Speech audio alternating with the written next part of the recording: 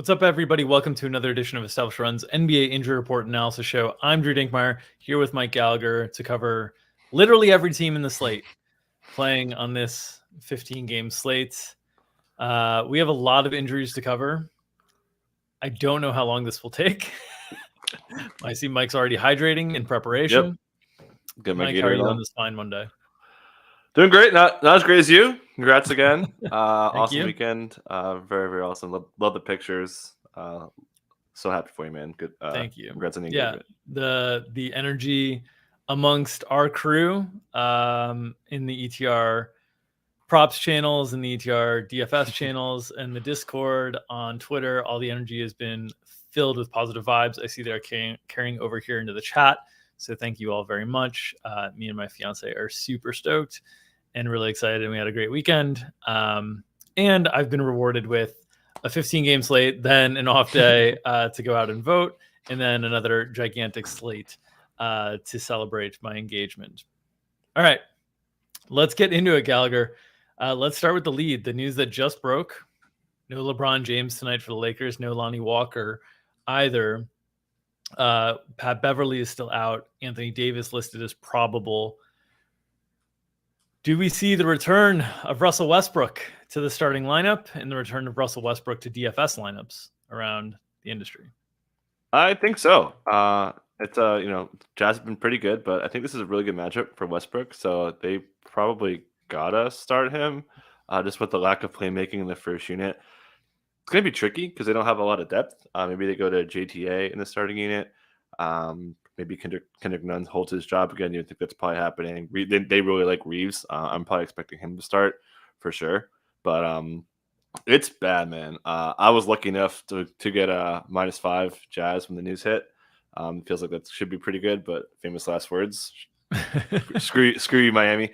But yeah, Lonnie's a big deal. Beverly's a big deal. They're just getting real thin here. I mean, we may see some Max Christie minutes. We'll see a lot of JTA. Probably see some Winning Gabriel to mix up. And then AD playing in a back-to-back as well. How's his back going to hold up? Yep. Will you have a quick trigger if things are going south? So yeah, it's going to be definitely a Westbrook show with a lot of Reeves minutes. I don't know if we go there on DFS. Curious to see what the projections look like for him, but I expect him to play a ton. And obviously Troy Brown, he's been pretty useful for them. I mean, we've seen at times. I'm sure you remember when we were doing the bubble before we had projections in the bubble. Troy Brown bubble was a great time. I think that was our very first really strong stance, and it mostly paid off. So we may see some of that tonight. So maybe some Troy Brown action. So the guess here at starting lineup would be Anthony Davis at the center spots. Is the most likely guess, although it could be Damian Jones. Then Juan Toscano-Anderson at the 4 is what you're guessing. Troy Brown at the 3, Reeves at the 2, and Westbrook at the 1. Yeah, I think it's between JT and Nunn. I might lean Nunn just because they've been going that way, and I think Cam likes continuity, so I would lean Nunn, Westbrook, AD at the center spot, Reeves, Brown, and small. We've seen Reeves guard a lot of 4s at times, so I think they're comfortable with him on Laurie or something like that. The only reason I think Nunn might be a little bit less likely is the guard depth. It's a lot cleaner if you start Russ and have Nunn be his primary backup. And you can play them a little bit together, certainly in overlap and whatnot. But it's a lot cleaner that way. If you keep them both in the starting lineup, you need to sub one out pretty early because they really don't have a lead ball handler. And Nunn's not the greatest option for lead ball handler, but he's serviceable in that spot for the second unit. So that's the one reason I think you could see Kendrick Nunn slide back. Ultimately, that stuff, the periphery Lakers players, I think will be more interesting in props. Maybe for GPP plays if you assume this game is going to get out of hand in their min price. But I think it's going to be a lot of Westbrook and AD, and obviously, AD. We always worry about him leaving in game. He has not done so this year. He's played through games. He's played through pain. He's been good. You do worry, though, on the second night of a back-to-back after when they're already sitting LeBron, if anything comes up there. Yeah, I wouldn't be surprised if Matt Ryan starts either.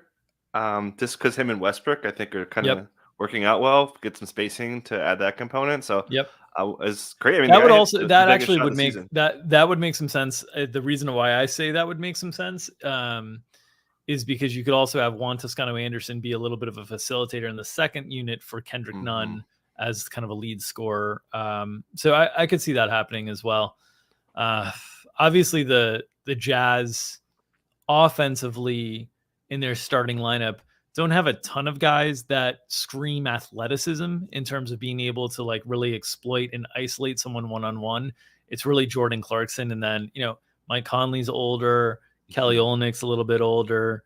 Larry Markkinen is not like a ISO one-on-one guy with like lateral quickness.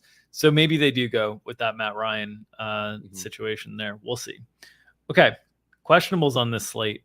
Once again, Joel Embiid headlines a slate. Questionable. He's not been playing of late. We've seen up and down performances from the 76ers in his absence. We've seen Tyrese Maxey and Tobias Harris have to carry a pretty big load, along with guys like DeAnthony Melton. Tonight, what are your thoughts on Embiid's availability? They've also got Daniel House questionable as well. I think both are in. Doc Rivers said after the game that they kind of wanted to sit him out. They haven't played since Friday, so they'd have a lot of time to ramp him up. So I'd expect a little bit of a limit because this bug hit him pretty hard. Wasn't with the team for a good chunk of last week. Doc said he's 75% sure. So to only get that number, it is Doc Rivers. To hear him not say something closer to 100% gives me a little bit of concern about maybe the minute ceiling coming in play here. So may want to ding him a little bit. Daniel House sounds like he's going to go as well. So that'll push down Montrezl Harrell, who played a lot of minutes in the starting lineup. They'll have more wing options to play that way, and that's the way Doc is going to want to play. So I expect those guys to be in a, besides the Embiid minutes, smaller rotations throughout. All right. Tyler Hero, ankle listed questionable. Jimmy Butler not on the injury report tonight, so the Heat will have him back. What is your read on Tyler Hero's ankle and availability tonight? I look fine. So I think it's just kind of we saw Bam get that Q tag last week, and he was never really in doubt. So I'd be pretty surprised. He's been playing pretty big minutes overall. So I'd expect him to be out there. Nice.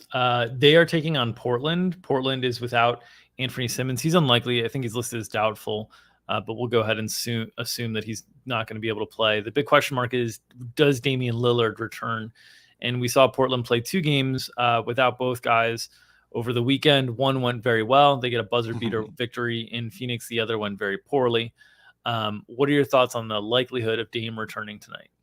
It seems like he's got a good chance. He had that 1 to 2 week timeline, and he's pretty much past it. And he never said he was hurt that bad. He said he would have played through it in a playoff game, which is tightness.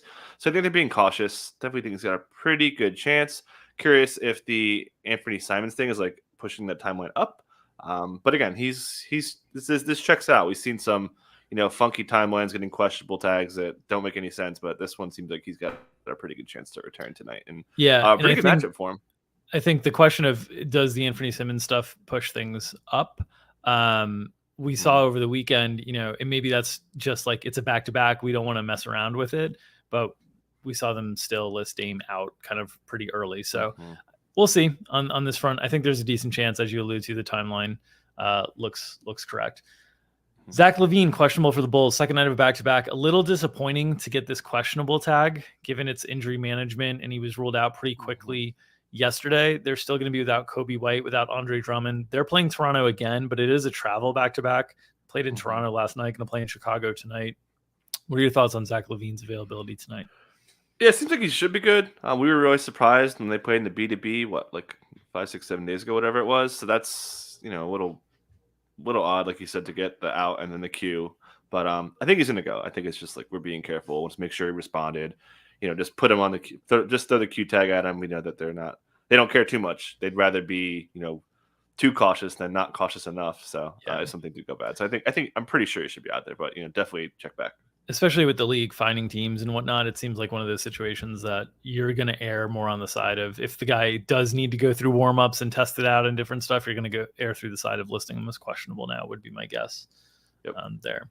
All right, Kevin Porter Jr., another questionable tag. Jabari Smith expected to return. Jalen Green probable. And Ty Washington, who we haven't seen this year yet, questionable for the Rockets.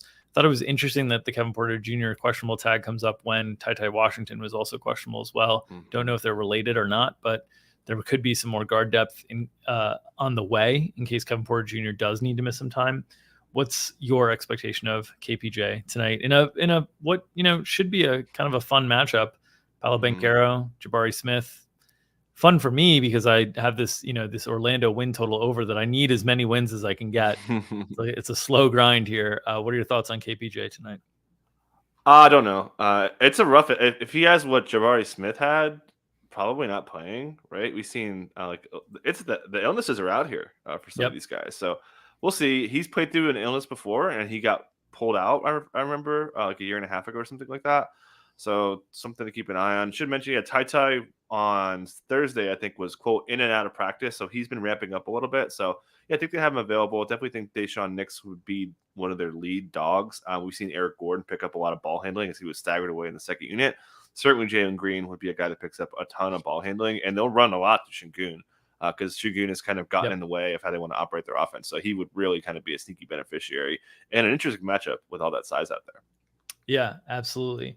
Dennis Smith Jr. for Charlotte. We saw Terry Rozier return over the weekend. Now Dennis Smith Jr. listed as questionable. It's like Charlotte just can't get, anytime somebody comes back, somebody else is lost anyway. They're still without Gordon Hayward. So what are your thoughts on Dennis Smith Jr.'s availability tonight? Didn't get ruled out too quick, so I think he's got a pretty good chance to play. We'll see, but it didn't look too bad. So maybe he goes back. If not, they would have to go to Jalen McDaniels here, just because again, this team, man, they're running so bad. So expecting him to play. We saw a lot of book night in the last game because they're just running out of bodies and they'd have to go there again. But I think he's got a chance, but don't feel that strongly about it. Yeah, Charlotte this year, it's just been a cursed year kind of from the start. And yes, to chat, Gordon Hayward is listed out. Cody Martin listed doubtful. Mark Williams available from a G League assignment, but he's only played mop-up time so far this year. And still no indication. We've seen no progression from LaMelo, which that was not supposed to be this long. So have you heard any update on LaMelo that would give us any hint or indication if he's returning anytime soon? Not much. Clifford did share stuff about Rozier's return, about him coming. Yeah, pitch black on the news front there. And as you said, the Jeff Stotts, who's really good at this timeline stuff, had basically said Halloween. And to get consistent O tags of like no optimism is really concerning. There's been no questionable and then ruled out. There's been no out, return to competition reconditioning. It's just been the out tag. So not great when it's a week behind what many thought were the appropriate timelines. Let's move over to Indiana, where Chris Duarte is out. Aaron Nesmith is considered unlikely. And then Andrew Nembhard is questionable. So a lot of guard backcourt sort of injuries that they're sifting through there. They're playing at home tonight against the Pelicans. What are your thoughts on the Pacers rotation? So Nembhard closed in the Miami game and got a lot of unprompted pump-up stuff from Carlisle. So I think he plays, and I think he plays a big role for a guy who was basically second-round rookie. So needing him out, as you mentioned, Nesmith not expected to play from this foot thing that has popped back up. Some options that they could go to without Duarte. Mentioned Nembhard should pick up minutes. Benny Math, probably got to start him, right? They're kind of running out of wings. They do like Brissett as a 3-4 at times. But, I mean, we might see big minutes in a really fun matchup for Ben Mathurin. So excited for him. And should add, too, if that happens, Halliburton's going to get hurt. So that it could be really a big Benny Math night, my guy. Yeah, I was going to ask, the matchup with the Pelicans, you always wonder Herb Jones, who would draw that assignment. If Mathurin was moved into the starting lineup, do you think that would substantially impact the difference in how the Pelicans approach things defensively? I think they're going to put him on Halliburton. They've been leaning even more than expected of putting Herb on ball handlers from what we've seen so far. So okay. I would lean that way pretty strongly. Okay. It could be a good spot for Benny Mathurin then if Andrew Nembhard is unable to go, and that really clears out a lot of that guard depth. Cam Payne questionable for Phoenix. There no Cam Johnson there. Obviously, the Jay Crowder situation is still unresolved. So we saw them without Cam Payne over the weekend a little bit. What are your thoughts on his availability tonight? And if he's unable to go with this foot soreness, how it impacts the rotation now that they're without Cam Johnson as well? We've seen Torrey Craig get in a lot of foul trouble, and he's going to play a lot, I think, regardless. So expect him to play a significant role. He had 5 assists, one off his career high of 6.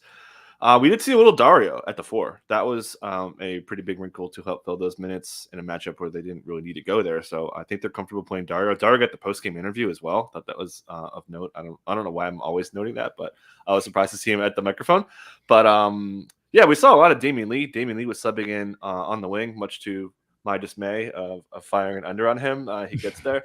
So my bad. But yeah, we see a little bit of Shamit. The Booker stagger away stuff has been holding up. Josh Okogie's been filling in a little bit too. So those guys are all kind of mixing it together. We should see more minutes out of those guys. Did get some 8 in foul trouble, and we saw Bismack Biyombo was a three-headed monster rotation at center with Jock Landale, who did hit our over for us over the weekend.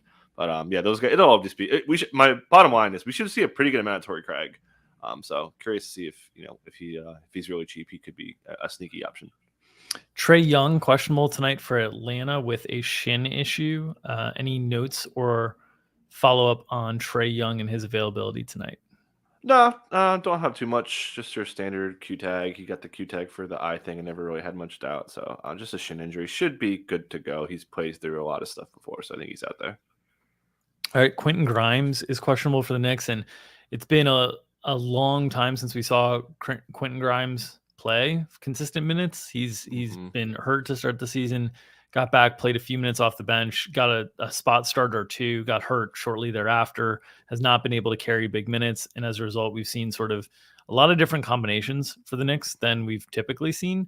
In addition, Mitch Robinson is also out tonight. You can see in this last game against Boston with Mitch Robinson out, they still only played 3 backup center minutes from Jericho Sims, in part because they seem to be caving to the consistent pressure of playing Obi Toppin more and more. And the way to do that is to play him and Randall together, which seems very questionable from a defensive perspective and has been that way for the last 2 years when they've tried it, but offensively gives them a little bit of upside. We saw Randall get up to 40 minutes last game, so certainly improved the ceiling there. Without Grimes, without Mitchell Robinson, what are your thoughts on Grimes' availability tonight? And are we potentially going to see another one of these, really hefty minutes ceilings for guys like Isaiah Hartenstein and Julius Randle in the absence of this depth? Yeah. So just to give a little background on the Obi stuff, Tibbs doesn't want to go that way when he's concerned about rebounding. The Wolves can't rebound for crap. So it should be a spot where they can, especially that's without Gobert. So I think they lean more into that tonight. So I'm curious to see if that affects Hartenstein. But on the flip side, you want to have Hartenstein guard. Yeah. So my point is, I don't think we really see very much, if any, Jericho Sims. See some of that Obi at the 4 stuff next to Randall in the non-cap minutes, and then maybe a couple other ones as well, depending on how Hartenstein's holding up. But yeah, I think that it could be a minutes match situation if Hartenstein kind of avoids foul trouble. I think Grimes starts because that's a pretty big commitment to have him in there, pull him out for the back-to-back, probably get him back out there, probably manage. We saw his minutes really light, but Cam Reddish has been, effective overall getting minutes. So, not a DFS play, even if Grimes does start. Without Rudy Gobert in that spot tonight, we assume Taurean Prince slides into the starting lineup. Is that the basic assumption for Minnesota? And then Naz Reid goes back to the backup center minutes? No, I think they're going to go slow-mo again. Okay. Before the last game, before they found out about Gobert, Finch said they wanted to play slow-mo more, and then he threw out this garbage quote saying that it was going to be either Taurean Prince or Naz Reid, which caused me doing the minutes. I had to change it like 40 times. But yeah, so I think slow-mo, and it makes sense, against the Knicks. I think they're comfortable with him, although they do like Taurean Prince to guard more threes. So and they have the wing defense and Daniels. So I'm pretty sure it's going to be slow-mo. I'm pretty interested to see how these Knicks center minutes shake out, because even though Minnesota is better on the boards with Gobert, obviously replacing Gobert is still going to replace with a lot of big minutes. It's just shifting Cat to the 5 and then bringing Naz Reid in, who's a load in the second unit. So some of those Randall top end minutes, I could imagine. I mean, Naz Reid floats around the perimeter plenty, but if Naz Reid was committed to staying on the block, I can imagine those lineups giving a lot of good opportunities offensively to Naz Reid tonight. It'll be interesting to see. I think we could see another very efficient Naz Reid night is what I'm getting to. Okay. On to the new outs. Second game in a row without Pascal Siakam. Missed him over the weekend. It's a back-to-back here for Toronto. They have not filed yet. I have some concerns on Fred VanVleet just because he's been listed as questionable, missed a game. What are your thoughts on anything alongside Toronto? We also saw Christian Koloko play really well last night. The minutes get really elevated. Gave Patrick Williams all he could handle at the rim last night, and it really kept Precious Achiuwa, who has not been playing well, really kept his minutes down, just 14 for him. Of the 9-man rotation, he saw the fewest minutes of anyone. We also saw Gary Trent Jr.'s minutes disappear in this matchup last night, which was really surprising in the absence of Pascal Siakam. What are your thoughts on the Toronto rotation?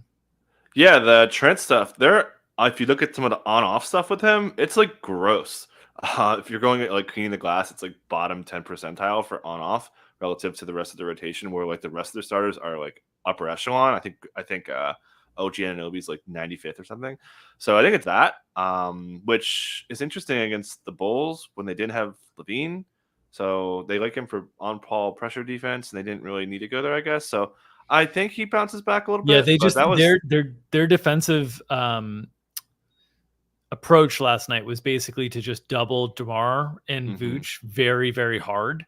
And so they weren't looking for as much on-ball pressure. They were just looking for kind of size and length to bring doubles from and try to disrupt things that way. And it was pretty effective on the whole. Yeah. And Precious had a bad game last night, but he played pretty well in the Dallas game. Got some minutes on the stretch, did some grab and go. So I expect him to bounce back. It was definitely a really rough one to see him only get that amount of playing time last night. His minutes, though, seem pretty predicated on how successful Koloko is, right? Like, if Koloko is playing well, and now that Boucher is back in the mix, if Boucher is playing well, it just seems like there's going to be a lot more volatility. And we've seen bigs fall in and out of Nick Nurse's doghouse consistently in the past. I wouldn't be surprised if that's the case this year with Achiuwa, where it's just going to be very, very up and down. Yep, sounds about right. Okay.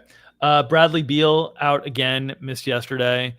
We saw in yesterday's game, there were a couple of interesting notes last night, and I was actually, I kind of regretted that I didn't go harder on this on the prop side of things, because there was a note before, so they were without Bradley Beal, and then there was a note that Anthony Gill was really under the weather, but was available. And then the starting lineup came out, and Gill was not in it. And Corey Kispert and Denny Avdija were. And I didn't fire. There was some, like, we had some late stuff pop up that I didn't fire, that I thought, man, I probably should have just been more aggressive on that. And the guys who benefited, Avdija, Kispert, Will Barton, Rui Hachimura, they still have enough depth. Goodwin played really, really well in his span.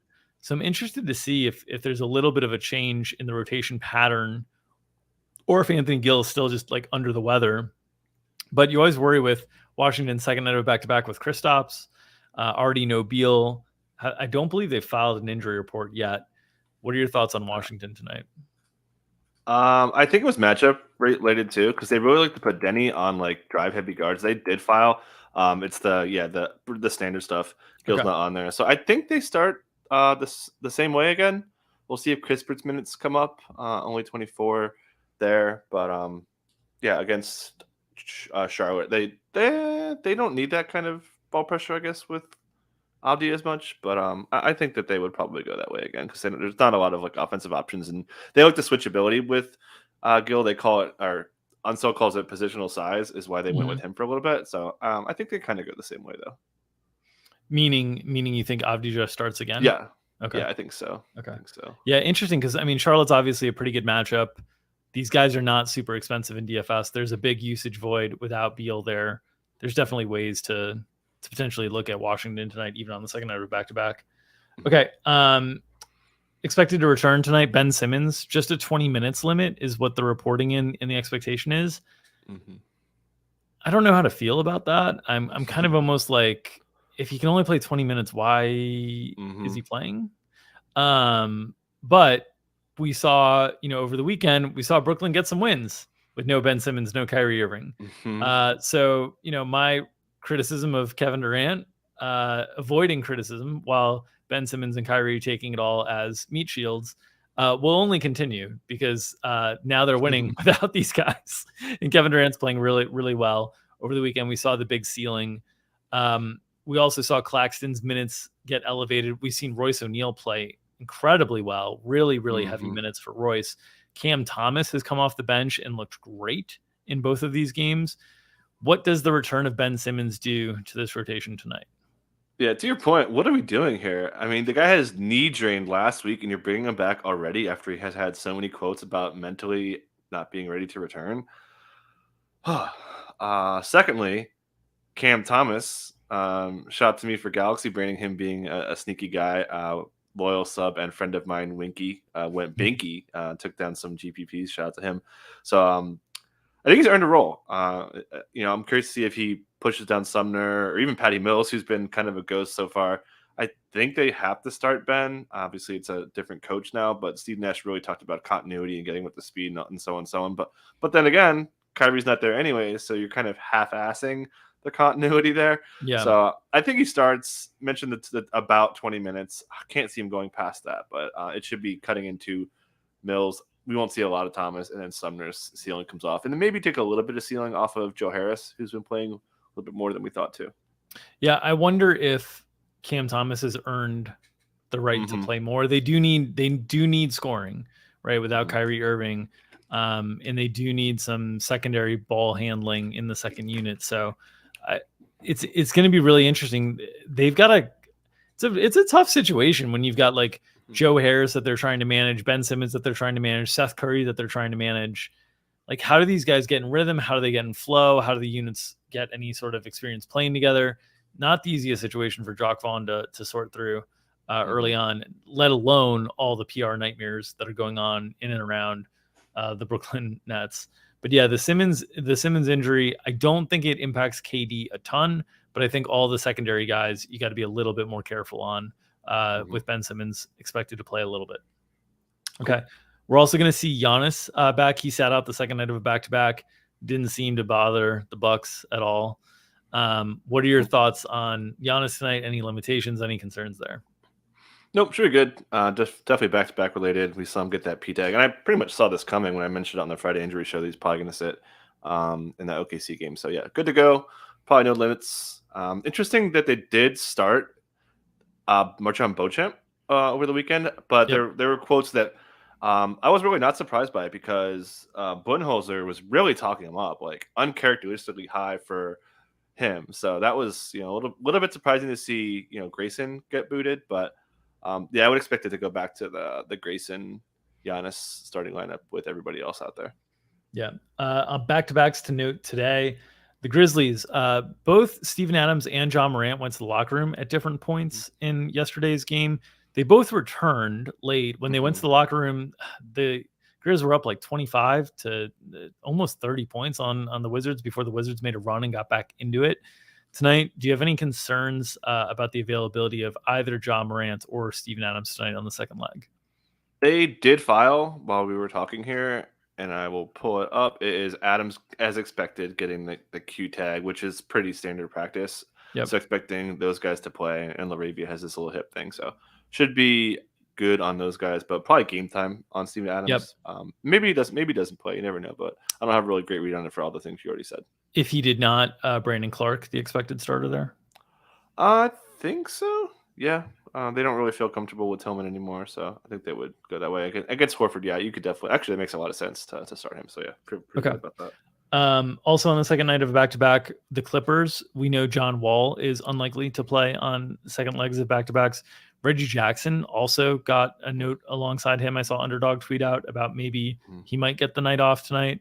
We saw them play their starters a ton last night and still come up short against the Jazz.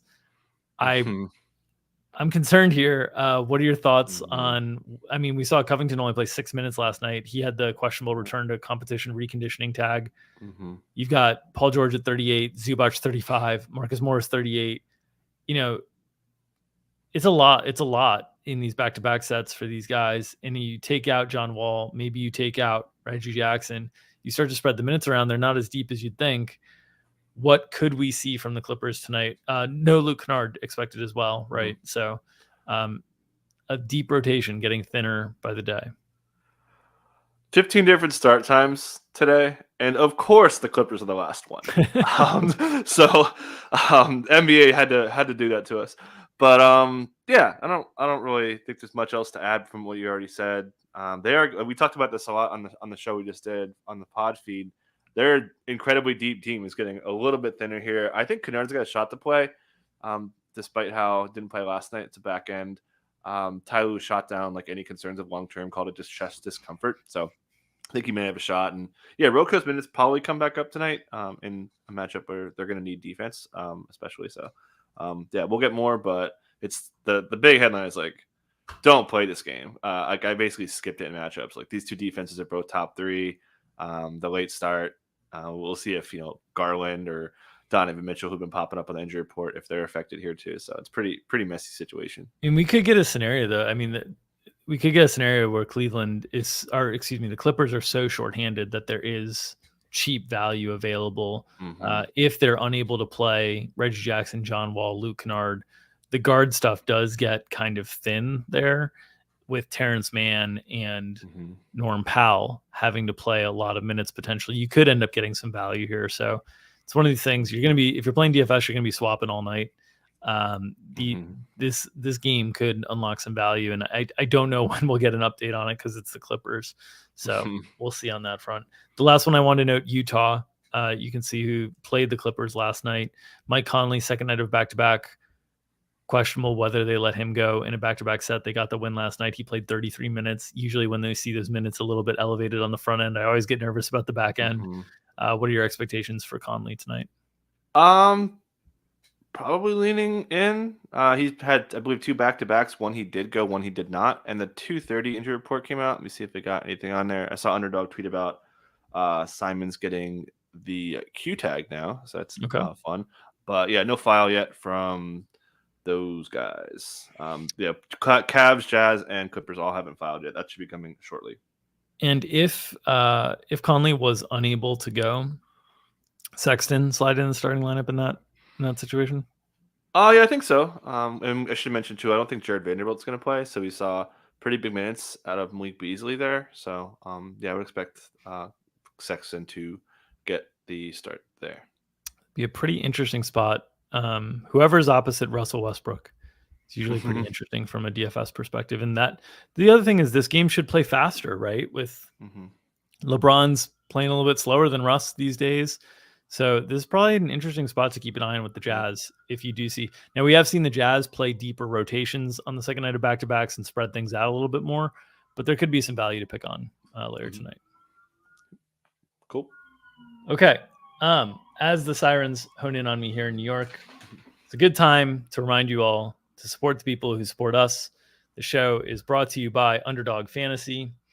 They have daily NBA snake drafts running for money, in addition to many formats of NFL contests, including the playoff NFL contest that I love. You can already speculate on who's going to be in and out of the playoffs. These are all running for huge prizes. Also, if you're playing NBA Pick'em, in-season subscribers to Establish a Run have our tool to compare ETR projections to their Pick'em games. It's a really fun way to engage with the product. If you haven't signed up for Underdog yet, use the promo code ETR at checkout for a $100 deposit bonus. That's promo code ETR. They will match the first $100 you deposit with $100 from ETR. Promo code ETR at underdogfantasy.com. All right. Myself and Cash Game Gary will be behind the paywall tonight. This feels like the night we could lose the Cash Game Gary moniker because Norm Powell's not going to be owned. Gary can flag plan him and Norm Powell can go for 30 against Cleveland. Is that what the rule is? He has to flag plant Norm Powell on a good night to lose. Yeah, it's like some some like magician's universe thing where you have to redo the past to get back to the present. But we'll be behind the paywall, going premium on our live show, 5:00 Eastern tonight, talking through each and every one of these 15 games to get you ready for the DFS slate. You can also subscribe to our props package if you're interested in that. If you are interested in the props package, please read the full details here, that button that has our FAQ. It's very important to understand the kind of service you're getting into. It's weekly, so you can cancel at any time. We're off to a very good start this year on the NBA side of things, hitting about 62%, just under 62% of the bets we've posted. Had a very good weekend, including 13-2 on Friday night, 6-3 on Saturday night, and 4-2 on Sunday night. So we've been getting into a groove here on the NBA side of things. If you'd like to check out some of our premium content, go over to Established Run, hit that subscribe button. Also, if you are inclined to get me an engagement gift, because you all seem so excited to celebrate with me, you can give it in the fashion of either subscribing to our YouTube channel to make sure that you support the free content that we're getting and get notifications whenever we go live, or you can feed the algorithm with those likes. Feed my engagement pockets with the likes. Click, press, hold down gently, smash, whatever you'd like to do with that like button. Make sure it is pushed down and engaged just like I am to feed that algorithm. Nom, nom, nom, nom, nom. We'll see you all tomorrow at 2 o'clock. Or sorry, we will not see you tomorrow. No games tomorrow. We'll see you Wednesday at 2 o'clock Eastern with another edition of Established Run's NBA Injury Report Analysis Show. Take care, everybody.